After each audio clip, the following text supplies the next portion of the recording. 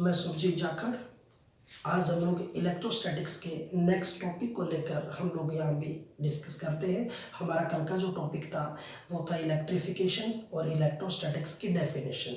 आज हम जो टॉपिक पढ़ने जा रहे हैं उसका नाम रहेगा कूलम्ब्स लॉ। सबसे पहले तो हम लोग ये जान लेते हैं कि कूलम्ब्स लॉ जिसने दिया था उनका नाम क्या था और ये लॉ कब दिया गया। उनका नाम था चार्ल्स ऑस्टिन डी कूलम्ब। 1784 में कूलम्ब्स लॉ हमें दिया गया। और कूलम्ब्स लॉ को लेके हम लोग डिस्कस करते हैं कि क्या बातें होती हैं। सबसे पहले हम लोग कहते हैं कि जब कभी दो चार्जेस एक दूसरे के नज़दीक आते हैं तो वहाँ एक फोर्स लगता है, चाहे अट्रैक्शन चाहे रिपल्सन। वो हम लोग कूलम्ब्स लॉ को डिस्कस करते हैं। When two charges are close to each other then there exist a force of interaction. अब बात आती है बच्चों ये इंट्रैक्शन से। हमने ना अट्रैक्शन शब्द का यूज़ किया डेफिनेशन में, ना हमने अट्रैक्शन का यूज़ किया, ना हमने रिपल्सन का इस्तेमाल किया। हमने शब्द लिखा है इंट्रैक्शन। इंट्रैक्शन मीन्स ये अट्रैक्शन और रिपल्शन दोनों के कम्बिनेशन से हम लोग बोल सकते हैं, दोनों की जगह हम लोग इस्तेमाल करते हैं इंट्रैक्शन। ये हम बातें अभी इसके अंदर डिस्कस करेंगे। आइए हम लोग जानते हैं इसके बारे में। When two charges are close to each other then there exists a force of interaction between them। जैसे कि स्टूडेंट लोग जानते हैं, हमने यहाँ अट्रैक्शन और रिपल्सन की बजाय शब्द लिखा इंट्रैक्शन। दोनों के बीच का जो फोर्स है वो हम लोग इससे डिस्कस करेंगे। अब बात आती है स्टूडेंट, ये जो फोर्स होता है ये डिपेंड किस पे करता है। हम लोग कहते हैं the force between the two charges is directly proportional to the product of magnitude of both the charges. हमने कहा Q1 और Q2। जैसे हम लोग स्टूडेंट कहते हैं हमारे पास दो चार्जेस है, हो सकता है कि दोनों हमारे पास पॉजिटिव हो सकता है हमारे पास दोनों नेगेटिव हो सकता है पॉजिटिव और नेगेटिव हो सकता है नेगेटिव और पॉजिटिव हो। इन दोनों के बीच में जो हमारे पास रिपल्शन होगा, इन दोनों के बीच में होगा, या इनके बीच में अट्रैक्शन होगा, या यहाँ अट्रैक्शन होगा। तो कोई भी कॉम्बिनेशन हमारे पास जब चार्जेस का होगा, जब चार्जेस नज़दीक आएंगे तो वहाँ जो फोर्स लगेगा उसको हम लोग कूलम्ब्स लॉ की फॉर्म में डिस्कस करते हैं। और वो फोर्स डिपेंड करता है कि इन सभी चार्जेस का अमाउंट मैग्नीट्यूड क्या होगा। पहली बात आपको ये याद रखनी है। दूसरी बात स्टूडेंट हम लोग कहते हैं inversely proportional to the square of the distance between them. हम ये जानते हैं कि इन चार्जेस के बीच का जो डिस्टेंस रहेगा, जो उनके बीच की दूरियां रहेंगी, उसके इनवर्सली प्रोपोर्शनल हमारे पास ये रहेगा। ये बात आपको याद रखनी है। इसको हम लोग बोलते हैं कूलम्ब्स लॉ। अब बात आती है हम लोग इसको F डायरेक्टली पर Q1 Q2 by R square. हमने इसको इस फॉर्म में लिखा। स्टूडेंट्स आपको याद रखनी है ये बात अच्छे तरीके से। तो स्टूडेंट्स हम लोगों ने यहाँ लिखा कूलम्ब्स लॉ के बारे में। अब यहाँ देखिएगा प्रोपोर्शनल का जब हम लोग सिंबल हटाते हैं तो हमें अपनी तरफ से हमने यहाँ पे लगाया K Q1 Q2 by R square. अब स्टूडेंट यहाँ हमने जो K लगाया जिसको बोलते हैं हम लोग कूलम्ब्स कांस्टेंट, हम लोग इसको नाम देते हैं। जो हमने लगाया यहाँ पे K का नाम रहेगा कूलम्ब्स कांस्टेंट, हम लोग इसको नाम देंगे। अब स्टूडेंट बात आती है कूलम्ब्स कांस्टेंट की। K की वैल्यू क्या होगी? तो हम लोग कहते हैं कि K की वैल्यू, अगर हम लोग सीजीएस सिस्टम की बात करते हैं तो K इज इक्वल टू 1। और अगर हम लोग बात करते हैं SI सिस्टम की तो K is equal to 1/4 pi epsilon naught ये रहेगा। और इक्विवेलेंट टू 9 × 10⁻⁹। अब स्टूडेंट मैंने ये यूनिट नहीं लिखा, इसको हम बनाना सीखे। हमें भी यूनिट बनानी कैसे पड़ेगी इसके यूनिट के बारे में हम लोग जानते हैं। हमने K के बारे में पढ़ा जिसको हमने बोला कूलम्ब्स कांस्टेंट या डाइलेक्ट्रिक कांस्टेंट भी हम लोग इसको नाम दे देते हैं। तो यहाँ हमने सीजीएस सिस्टम में K इज इक्वल टू 1 और SI सिस्टम में K का वैल्यू हमने लिखा 1/4 पाई एप्सिलॉन नॉट 9 × 10⁻⁹ हमने इसको नाम दिया। अब बात आती है स्टूडेंट हम लोग इसकी यूनिट कैसे बनाएंगे। हम लोग इसको यहाँ से उठाते हैं। यहाँ से हमने अगर हम लोग K फाइंड आउट करते हैं तो स्टूडेंट हम लोग क्या करेंगे, cross multiple F × R² Q1 Q2। ये हमने उसको असाइन किया। अब आप सभी जानते हैं स्टूडेंट कि हमारे पास फोर्स का यूनिट क्या रहेगा, हमने उसको बोला न्यूटन, डिस्टेंस मीटर स्क्वायर और चार्ज कूलम स्क्वायर, ये हमारे पास यूनिट बनेगा। तो स्टूडेंट हम लोग यहाँ पे लिखते हैं न्यूटन मीटर स्क्वायर पर कूलम स्क्वायर, ये हमारे पास यूनिट रहेगा के का, जो आपको याद रखना है। इसको हम लोग बोलते हैं वैल्यू ऑफ द के।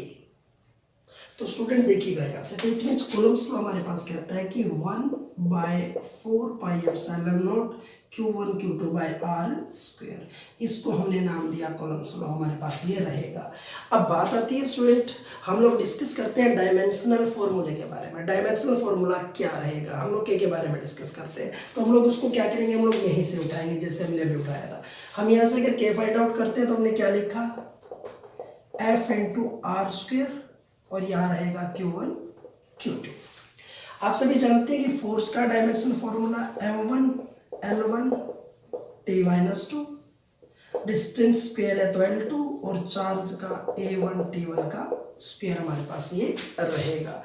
अब कैलकुलेशन क्या कहता है हमारे पास इसका, हमने यहाँ से जब इसको लिखा तो M1 रहेगा, इधर से स्टूडेंट देखिएगा L2 और L1 L3, ऊपर जब ये जाएगा तो वैल्यू -4 और A-2, ये हमारे पास स्टूडेंट रहेगा के का डायमेंशनल फॉर्मूला, जो आपको याद रखना है। आपको ये फॉर्मूला इस तरीके से फाइंड आउट करना है, ये बात आपको ध्यान में रखनी है।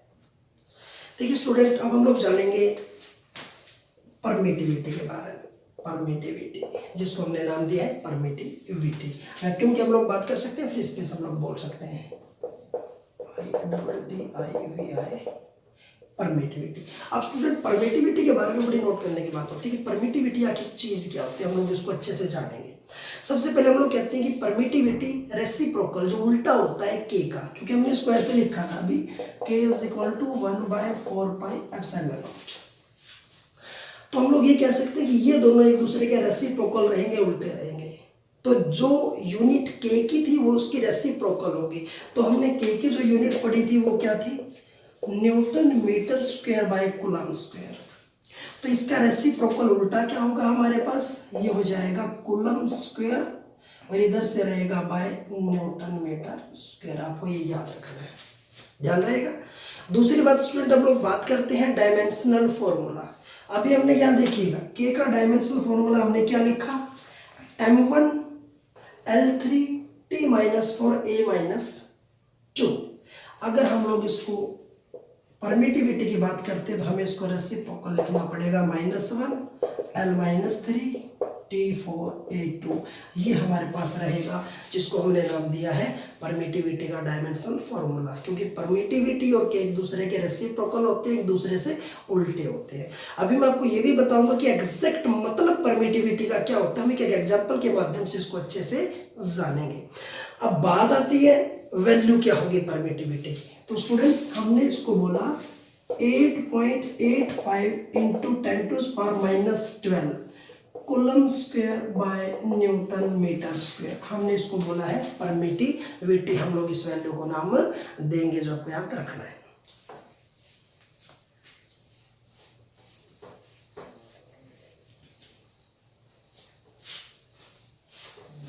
तो स्टूडेंट्स, अब हम लोग बात करते हैं जो हमारे पास के डिपेंड किस पे करेगा, वैल्यू ऑफ के डिपेंड्स अपॉन। तो याद रखना है के डिपेंड्स किस पे करेगा, आपको याद रखना है। सबसे पहली बात हमारे पास जो इसके अंदर आती है वो आपको याद रखना है कि हमारे पास जो मीडियम होगा बिटवीन द टू चार्जेस, उसके ऊपर क्या डिपेंड करता है। तो आपको याद रखना है it depends upon the nature of the medium, ये डिपेंड करेगा नेचर ऑफ द मीडियम। सबसे पहले बात आपको याद रखनी है। दूसरा स्टूडेंट्स, आपको याद रखना है जो के होगा वो डिपेंड करता है system of the unit, depend करेगा सिस्टम ऑफ यूनिट्स, आपको याद रखना है। क्योंकि हमने पढ़ा था जब हम लोग सीजीएस की बात करते हैं, सेंटीमीटर ग्राम सेकंड सिस्टम की हम लोग बात करते हैं, तो हमने के को पढ़ा था 1। और जब हम लोग SI स्टैंडर्ड इंटरनेशनल सिस्टम की बात करते हैं तो हमने के की वैल्यू जो पढ़ी थी वो पढ़ी थी हमने 9 × 10⁹ न्यूटन मीटर स्क्वायर पर कूलम स्क्वायर। तो डिपेंड करेगा हम कौन सा सिस्टम इस्तेमाल करते हैं। अगर हम CGS इस्तेमाल करते हैं तो के की वैल्यू डिफरेंट रहेगी, और अगर हम लोग इस्तेमाल करते हैं SI सिस्टम तो के की वैल्यू डिफरेंट रहेगी। तभी हमने लिखा है कि के की वैल्यू कौन से फैक्टर्स पे डिपेंड करती है। वो 2 फैक्टर्स हमारे पास ये होंगे जो आपको याद रखने हैं। सिंपल सी बात। स्टूडेंट्स, अब हम लोग बात कर रहे हैं कि आखिर परमिटिविटी चीज क्या होती है, हमें पता होना चाहिए। इसको पता हमें एक सिंपल से एक बेसिक जो कहते हैं देसी बात एग्जांपल से हम लोग इसको समझेंगे। हम लोग एक छोटी सी बात करते हैं कि आप क्या करो, आप घर पे कोई कटोरी ले लो, ठीक है, कोई भी बर्तन आपके घर अवेलेबल हो, आप क्या करो उसके ऊपर कुछ लोहे के या ब्लेड के टुकड़े रख दो और नीचे से आप किसी मैग्नेट को मूव करो, टर्न करो, घुमाओ, तो ब्लेड के टुकड़े भी ऊपर घूमेंगे। इसका मतलब ये हुआ कि जो मटेरियल है, जो मीडियम है, चुंबक के उन लोहे के टुकड़ों के बीच में, वो चुंबक के असर को इधर से इधर आने की परमिशन देता है। उसको हम लोग बोलते हैं परमिटिविटी। या हम लोग ये कह सकते हैं, मैग्नेट से इसको समझेंगे। हम कहते हैं हमारे पास एक मैग्नेट कुछ अलग होगा, एक दूसरा मैग्नेट होगा। इस मैग्नेट का असर, इफेक्ट इस मैग्नेट पे जाएगा, तो इनके बीच में एयर इसके इफेक्ट को दूसरे मैग्नेट तक आने की परमिशन देती है। तो एक ऐसा मीडियम जो अपने अंदर से किसी चीज के इफेक्ट को गुजरने दे, जाने दे, उसको हम लोग परमिटिविटी बोल सकते हैं, परमिशन देना बोल सकते हैं। तो देसी भाषा में या सिंपल भाषा में परमिटिविटी का मतलब होता है परमिशन देना। तो हम लोग ये कह सकते हैं हमारे पास कोई चार्ज कुछ भी हो सकता है, कोई दूसरा चार्ज हो सकता है।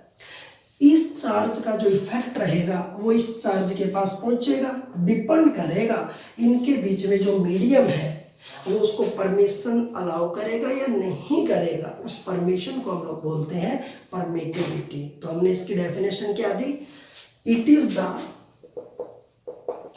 Property in a medium, it is the property in a medium by which it allow the passage of effect of charge through itself,